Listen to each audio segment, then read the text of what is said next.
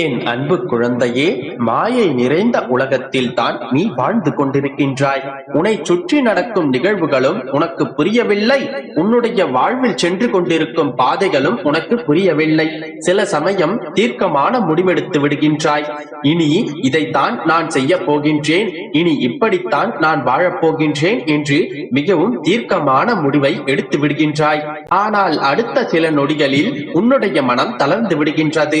இனிமேல் எதை பற்றியும் கவலைப்பட மாட்டேன், நம்பிக்கையோடு இருப்பேன் என்று நீ எடுத்த அந்த உறுதிமொழி அப்பொழுதே உடைந்து விடுகின்றது.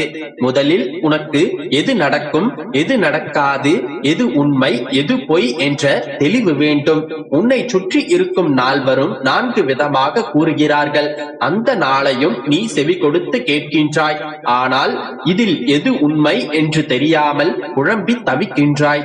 வேறு மனிதர்களை மட்டுமல்ல, உன்னுடைய மனதையுமே உன்னால் நம்ப முடியவில்லை. சில சமயம் நடக்கும், தைரியமாக இரு என்று தைரியத்தை தருகின்றது அந்த மனம். ஆனால் சில சமயமோ இப்படியே நம்பிக்கை வைத்து இப்படியே காலகாலமாக காத்திருந்து உன்னுடைய வாழ்க்கை வீணாக போய்விடுமே என்று உன்னை பயம்புறுத்துகின்றது. இதில் எது மாயை, எது உண்மை என்று புரியாமல் தவித்துக் கொண்டிருக்கின்றாய். என் கண்மணியே, இப்பொழுது கூறுகிறேன், தெளிவாக கேள். ஒவ்வொரு மனிதனுக்குள்ளும் மாயையும் இருக்கும், தெய்வமும் இருக்கும். தெய்வமும் அவனோடு பேசும், மாயையும் அவனோடு பேசும். இதில் யாருடைய குரல் ஓங்கி ஒலிக்கின்றது என்பதை பொறுத்தே அவனுடைய வாழ்வு தீர்மானமாகின்றது. எந்த குரல் ஒலிக்க வேண்டும் என்று முடிவெடுப்பது அந்த மனிதனின் மனம் மட்டுமே. எதுவும் நடக்காது, உனக்கு எதுவும் கிடைக்காது, உன் விதி அப்படி, இப்படித்தான் உன்னுடைய வாழ்க்கை இருக்கும், மனதை தேற்றிக்கொண்டு வாழ்ந்து முடித்துவிடு என்று கூறுவது மாயையின் குரல். எல்லாம் நடக்கும், நல்லபடியாகவே நடக்கும். உன்னுடைய நம்பிக்கையும் எதிர்பார்ப்பும் நிச்சயமாக வீண் போகாது. நிச்சயமாக சகல சௌபாக்கியங்களுடனும் நன்றாக வாழ்வாய் என்று உன்னை ஆசீர்வதித்து செல்வதே இறைவனின் குரல். எந்த குரலுக்கு நீ அதிக முக்கியத்துவம் தருகின்றாயோ, எந்த குரலை மீண்டும் மீண்டும் உன்னுடைய செவிகளில் கேட்கின்றாயோ, அந்த குரல் ஓங்கி ஒலிக்க துவங்கும். அதன் வார்த்தைகள் உன்னுடைய வாழ்க்கையில் பலிக்கவும் தொடங்கும். எதிர்மறையான சிந்தனைகளையும் எதிர்மறையான செயல்களையும் நீ செய்ய துவங்கும் போது மாயையின் கை உன்னுடைய வாழ்க்கையில் ஓங்கிவிடும். அதன் போக்கில் தான் உன்னுடைய வாழ்க்கையும் சென்றுவிடும். அதனை தடுக்கவே இறைவன் வழியில் பயணம் செய் என்கின்றேன். எப்பொழுதும் நல்ல விஷயங்களை கேள், நல்ல மனிதர்களோடு பழகு, நேர்மறையான வார்த்தைகளை பேசும் மனிதர்களை நெருக்கப்படுத்திக் கொள். உன்னுடைய மனதிலும் நேர்மறையாக தோன்றும் சிந்தனைகளை ஊக்கப்படுத்திக் கொள். எந்த மனிதருக்கும் நல்லது நடக்காமல் போய்விடாது. உன்னுடைய மனதின் மாயையின் பிடியிலிருந்து வெளியே வா. மாயையின் குரலுக்கு செவி சாய்க்காதே. அதனுடைய வார்த்தைகள் எல்லாம் பொய்யாகும். இப்பொழுது உன்னுடைய அப்பா கூறும் இந்த உண்மையான வார்த்தைகளை கேள். நீ நிச்சயமாக நீ அதிர்ஷ்டம் வாய்ந்த என்னுடைய பிள்ளை. சோதனைகள் அனைத்தையும் வென்று சாதனை படைக்கவே நீ பிறந்திருக்கின்றாய்.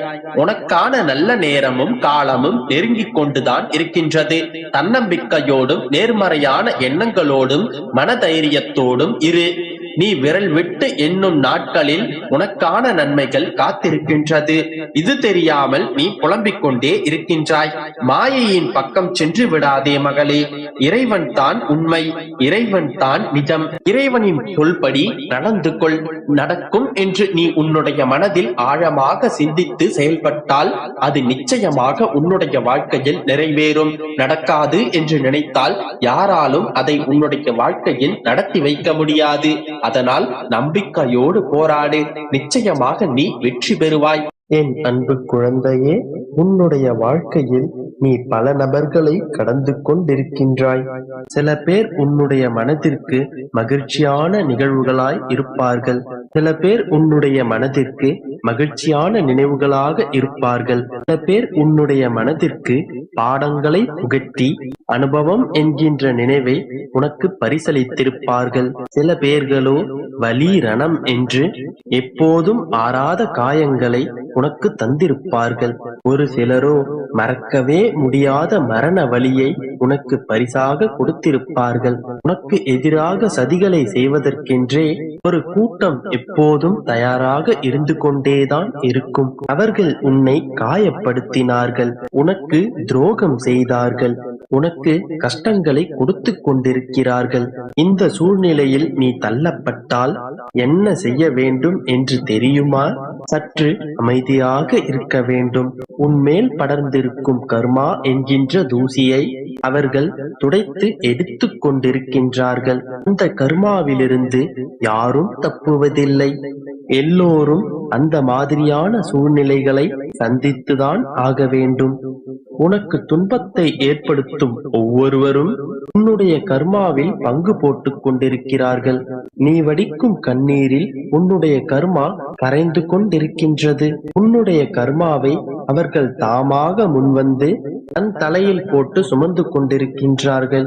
எனவே அவர்களுக்கு நீ நன்றி கூறு.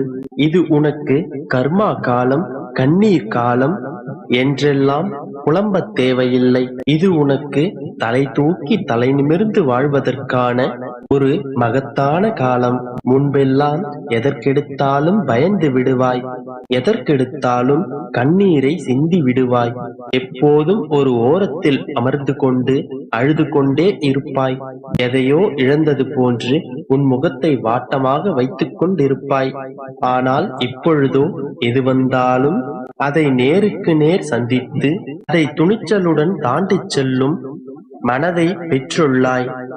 எப்படியும் ஒரு நாள் நல்லது நடந்துவிடும், எப்படியும் ஒரு நாள் என் மனம் குளிர்ந்துவிடும் என்கின்ற நம்பிக்கை இப்போது உன் மனதில் பிறந்திருக்கும். எது வந்தாலும் இது எனக்கு சோதனை காலம், எது வந்தாலும் அதை நான் கடந்து செல்வேன் என்று கூற பழகு. இதற்கு முன்பாக இந்த குணாதிசயங்கள் உனக்கு இருந்ததாக எனக்கு தெரியவில்லை. இப்போது உன்னுடைய வாழ்க்கையில் உனக்கான வெற்றிக்காக தனியாக உழைக்க நீ தொடங்கிவிட்டாய். இனிமேல் உனக்கு வெற்றி கொண்ட நேர்முகம்தான். உன்னுடைய வெற்றியை யாராலும் தடுக்க முடியாது. அனைத்து தடைகளையும் தகர்த்தெறிந்து தலை நிமிர்ந்து வாழ்வதற்கான நேரம் வந்துவிட்டது. உன் கைகள் ஓங்கி உயரப் போகின்றது. பிறர் முன்னால் கையேந்திய உன் கரங்கள் மற்றவர்களுக்கு கொடுப்பதற்காக நீளப் போகின்றது. இந்த அப்பாவின் மகளாக தலை நிமிர்ந்து ஓங்கி வாழப் போகின்றாய். தன்னம்பிக்கையோடு முன்னேறுவதே இப்போது உனக்கு தேவை. எந்த நிலையிலும் தன்னம்பிக்கையை இழந்து விடாதே. நம்பிக்கையோடு